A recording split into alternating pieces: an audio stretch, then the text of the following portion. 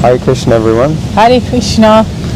So we're in Regent's Park in a secret garden. Yes, secret garden. You can't see, but what we're looking at it is like I guess a sort of mansion type place. I'm not sure what it is.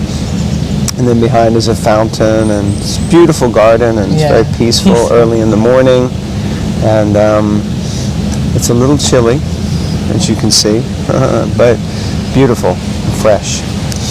And great weather for reading from the Srimad Bhagavatam. Haribol. Om Namo Bhagavate Vasudevaya. Om Namo Bhagavate Vasudevaya. Om Namo Bhagavate Vasudevaya. Okay, it's Canto 3, Chapter 11, Text 39. 38. 38? Yes. Oh, yeah, we just said that before we started. 38. And we'll be finishing this chapter today, right? Yes. 11th chapter. Okay. The duration of the two parts of Brahma's life, as above mentioned, is calculated to be equal to 1 nimisa, less than a second. For the Supreme Personality of Godhead, who is unchanging and unlimited, and is the cause of all causes of the universe. So imagine that, the whole life of Lord Brahma, which is, 311 trillion, 40 billion years, is like a second, blink of an eye, or a Crazy. breath. That's it, literally, for Mahavishnu. It's like, that's crazy. It's over. It's incredible. Well, it says, isn't it, as Lord Mahavishnu inhales, the planets come in, and he exhales and they come out. That's creation, creation and devastation is crazy. The inhalation and exhalation, or exhalation and inhalation. Purport. The great sage Maitreya has given a considerable description of the time of different dimensions, beginning from the atom up to the duration of the life of Brahma. Now he attempts to give some idea of the time of the unlimited personality of Godhead. He just gives a hint of his unlimited time by the standard of the life of Brahma. The entire duration of the life of Brahma is calculated to be less than a second of the Lord's time. And it is explained in the Brahma Samhita as follows. Yasyaika nishvasita kalam atavalambya jivanti loma vilaja jaganandanataha Vishnu mahansa iha yasya kala vishesho Govindamadi purusham tamaham bhajami. And the translation of that verse is, I worship Govinda, the Supreme Personality of Godhead, the cause of all causes, whose primary portion is Mahavishnu. All the heads of the innumerable universes, the Brahmas, live only by taking shelter of the time occupied by one of his breaths. The impersonalists do not believe in the form of the Lord, and thus they would hardly believe in the Lord sleeping. Their idea is obtained by a poor fund of knowledge. They calculate everything in terms of man's capacity. They think that the existence of the Supreme is just the opposite of active human existence, because the human being has senses. The Supreme must be without sense perception. Because the human being has a form, the Supreme must be formless. And because the human being sleeps, the Supreme must not sleep. Srimad Bhagavatam, however, does not agree with such impersonalists. It is clearly stated herein that the Supreme Lord rests in Yoga Nidra, as previously discussed. And because he sleeps, naturally he must breathe. And the Brahma Samhita confirms that without his breathing, within his breathing period, innumerable Brahmas take birth and die. Yeah, it's not just one Brahma, right? Because when he exhales, innumerable universes are created, and inside each one of those innumerable universes is a Lord Brahma. There is complete agreement between Srimad Bhagavatam and the Brahma Samhita. Eternal time is never lost along with the life of Brahma. It continues, but it has no ability to control the Supreme Personality of Godhead, because the Lord is the controller of time. In the spiritual world, there is undoubtedly time, but it has no control over activities. That's interesting. in the spiritual world, there is undoubtedly time, but it has no control over activities. Time is unlimited, and in the spiritual world is also unlimited, since everything there exists on the absolute plane. Well, that's an interesting concept, because often we describe them in the spiritual world. Time is conspicuous by its absence. But I guess that means that time is there, but it's you don't think about it, and then you're like, oh, no time is passing.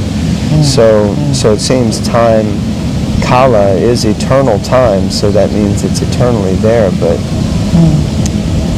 interesting.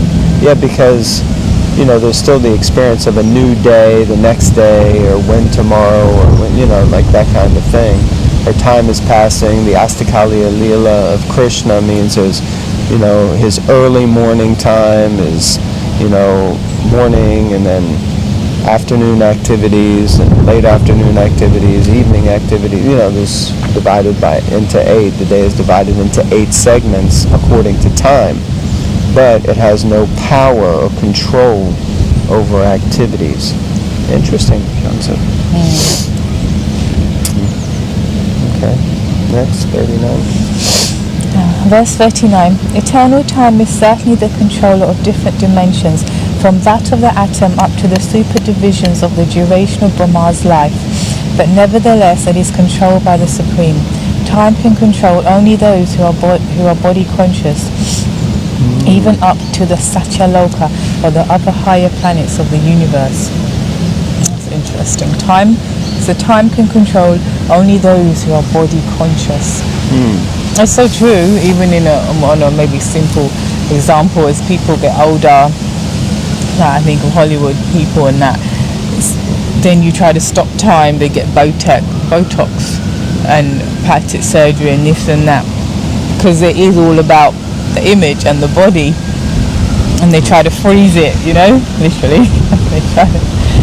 But I guess sages and whatnot, and people who are fixed on the path of spirituality, they understand I'm a spirit soul, and this machine ain't gonna last forever, but what I need to do is to get fixed up and get out of here.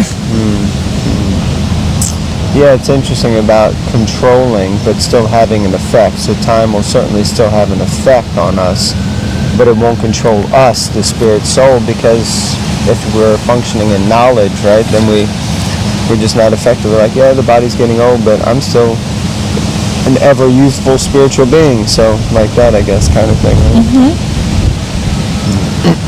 Okay, verse 40. This phenomenal material world is windy out here. This phenomenal material world is expanded to a diameter of 4 billion miles as a combination of 8 material elements transformed into 16 further categories within and without, as follows. Purport. As explained before, the entire material world is a display of 16 diversities and 8 material elements. The analytical studies of the material world are the subject matter of Sankhya philosophy. The first 16 diversities are the 11 senses and 5 sense objects, and the 8 elements are the gross and subtle matter, namely earth, water, fire, air, sky, mind, intelligence, and ego. All these combined together are distributed throughout the entire universe, which extends diametrically to 4 billion miles. Besides this universe of our experience, there are innumerable other universes. Some of them are bigger than the present one, and all of them are clustered together under similar material elements as described below. Wow. Okay. So let's read about them. Text 41. The layers or elements covering the universes are each 10 times thicker than the one before, and all the universes clustered together appear like atoms in a huge combination. Purport. The coverings of the universes are also constituted of the elements of earth, water, fire, air, and ether, and each is 10 times thicker than the one before. The first covering of the universe is earth, and it is 10 times thicker than the universe itself. If the universe is 4 billion miles in size, then the size of the earthly covering of the universe is 4 billion times 10. The covering of water is 10 times greater than the earthly covering. The covering of fire is 10 times greater than the watery covering. The covering of air 10 times greater than that of fire. The covering of ether is 10 times greater still than that of air, and so on. The universe within the coverings of matter appears to be like an atom in comparison to the coverings, and the number of universes is unknown, even to those who can estimate the coverings of the universe.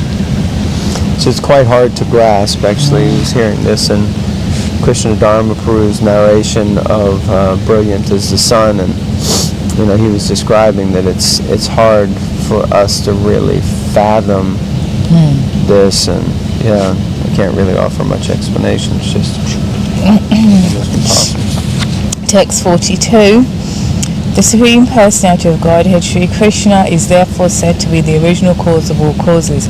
Thus, the supreme abode of Vishnu, thus the spiritual abode of Vishnu is eternal without a doubt, and is also the abode of Mahavishnu, the origin of all manifestations. Purport. Lord Mahavishnu, who is situated in Yoga Nidra on the causal ocean and creating innumerable universes by his breathing process, only temporarily appears in the Mahatattva for the temporary manifestation of the material worlds. He is the plenary portion of Lord Sri Krishna, and thus, although he is non-different from Lord Krishna, his formal appearance in the material world as an incarnation is temporary. The original form of the personality of Godhead is actually the Swarup or real form, and he eternally resides in the Vaikuntha world, Vishnu Loka. The word Mahamana is used here to indicate Mahavishnu, and his real manifestation is Lord Krishna, who is called Parama, as confirmed in the Brahma Samhita. Ishvara Parama Krishna Sachit Ananda Vigraha Anade Ade Govinda Sarva Karana Karana. And the translation of that is: the Supreme Lord is Krishna, the original personality of Godhead, known as Govinda. His form is eternal, full of bliss and knowledge, and he is the original cause of all causes. Thus end the Bhaktivedanta purports of the 3rd canto, 11th chapter of the Srimad Bhagavatam, entitled Calculation of Time from the Atom. Jai. Grantaraj Srimad Bhagavatam Ki Jai. So it's a small one because we're just finishing off the chapter. Next chapter is chapter 12, which is creation of the Kumaras and others.